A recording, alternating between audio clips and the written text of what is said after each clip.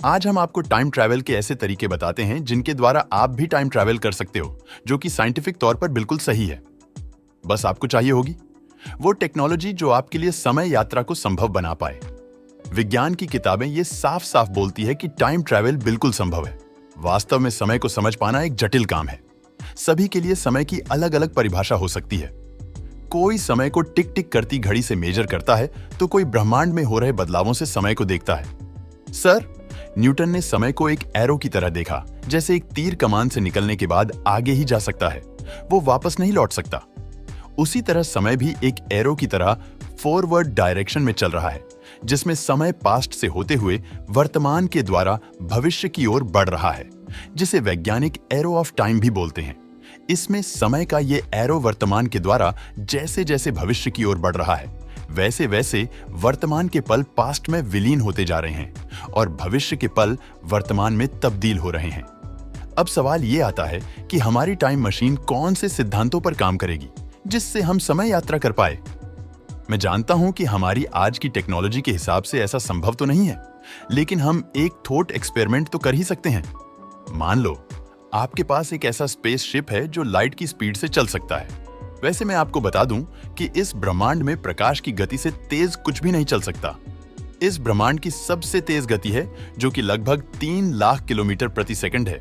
तो चलिए अपनी कल्पना को आगे बढ़ाते हैं। आपने मार्केट से दो एक जैसी घड़ी ले ली, जिनमें से एक घड़ी को आपने अपने स्पेस शिप में रखा और दूसरी घड़ी को अपने घर पर ही छोड़ दिया, और आपने दोनों ही घड़ियों में डेट और टाइम बिल्कुल सेम सेट कर दिया और आप स्पेस से उड़ान भरते हैं।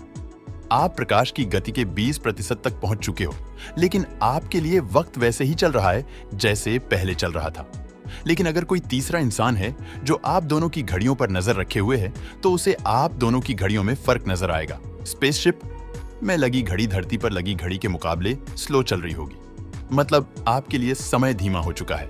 जैसे जैसे स्पेसशिप की गति बढ़ती जाएगी, वैसे वैसे धरती पर मौजूद घड़ी की स्पीड बढ़ती जाएगी और आपकी घड़ी की स्पीड जो कि स्पेसशिप में लगी है वो स्लो होती जाएगी। फाइनली जब आपकी स्पेस से लाइट की स्पीड के करीब पहुंचती है, तो जो तीसरा इंसान था उसे बहुत बड़ा चेंज नजर आएगा।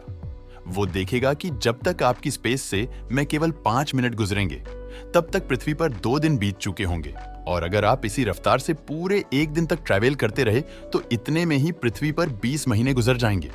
और मजे की बात क्या है पता है? आपके लिए भी समय की रफ्तार नॉर्मली रहेंगी और पृथ्वी पर मौजूद लोगों के लिए भी समय की रफ्तार नॉर्मली रहेंगी। किसी को पता ही नहीं चलेगा कि समय की रफ्तार में कोई बदलाव हुआ है। लेकिन जो तीसरा इंसान आप दोनों को देख रहा होगा, उसे फर्क साफ साफ नजर आ रहा होगा। अगर आपने लगातार 1 साल तक ट्रैवल किया, तो इतने में पृथ्वी पर 575 साल बीत चुके होंगे, और अगर आपने स्पेसशिप में 5 साल तक ट्रैवल किया, तो धरती पर 2860 साल बीत चुके होंगे। लगातार 5 सालों तक स्पेसशिप में लगभग लाइट की स्पीड से ट्रैवल करने के बाद जब आप धरती पर लौटोगे, तो आपको एहसास होगा समय ने कितनी बड़ी छलांग लगाई है। जब आप स्पेस से मैं धरती से गए थे, तब आपकी उम्र 30 साल थी, लेकिन अभी आपकी उम्र केवल 35 साल है और आप अपने समय से 2860 साल आगे भविष्य में पहुंच चुके हो। धरती पर आप जो भी छोड़कर गए थे, इन 2860 सालों में वो सब कुछ बदल चुका है। इसे ही टाइम डायलिसिस कहते हैं। दोस्तों, टाइम ट्रैवल के इसके अलावा और भी तरीके हैं। चलिए उन्हें जानते हैं। आइंस्टाइन का मानना था कि जहां पर ग्रेविटी का प्रभाव ज्यादा होता है, वहां पर समय धीमी गति से चलता है, और जहां पर ग्रेविटी कम होती है, वहां पर समय तेज रफ्तार से गुजरता है। अगर हम अपने सौर मंडल की ही बात करें, तो हमारे सौर मंडल में सभी ग्रह पर समय की चाल अलग अलग होगी। जैसे कि सूर्य और जुपिटर पर समय पृथ्वी की तुलना में धीमी रफ्तार से गुजर रहा होगा, लेकिन जुपिटर और सूर्य की ग्रेविटी इतनी ज्यादा नहीं है कि वो समय को ज्यादा प्रभावित कर पाए। इसीलिए हमें सूर्य और पृथ्वी के समय में ज्यादा अंतर देखने को नहीं मिलेगा। लेकिन ब्रह्मांड में सूर्य से भी लाखों करोड़ों गुना बड़ा ब्लैक होल मौजूद है, जो समय को भारी मात्रा में प्रभावित कर रहे आइंस्टीन ब्लैक होल को नेचुरल टाइम मशीन मानते थे, क्योंकि ब्लैक होल की ग्रेविटी इतनी तीव्र होती है कि ये प्रकाश को भी 360 डिग्री पर मोड़ देती है। अगर आप ब्लैक होल के पास सिर्फ 1 घंटा बिताओ, तो पृथ्वी पर इतने में ही कई साल बीत जाएंगे, और जब आप पृथ्वी पर वापस आओगे, तो आप अपने आप को भविष्य में पाओगे। अगर आपको याद हो तो इंटरस्टेलर मूवी में इसी कॉन्सेप्ट को दिखाया गया है, जिसमें ब्लैक होल के पास एक प्लेनेट है।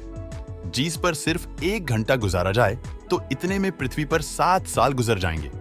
दोस्तों, ब्लैक होल से भी टाइम ट्रैवल करने में हम केवल फ्यूचर में तो जा सकते हैं, लेकिन वापस नहीं लौट सकते।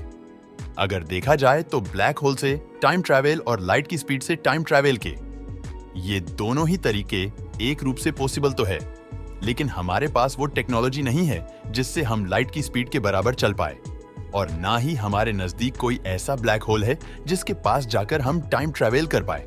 दोस्तों, वीडियो पसंद आया हो तो लाइक और शेयर करें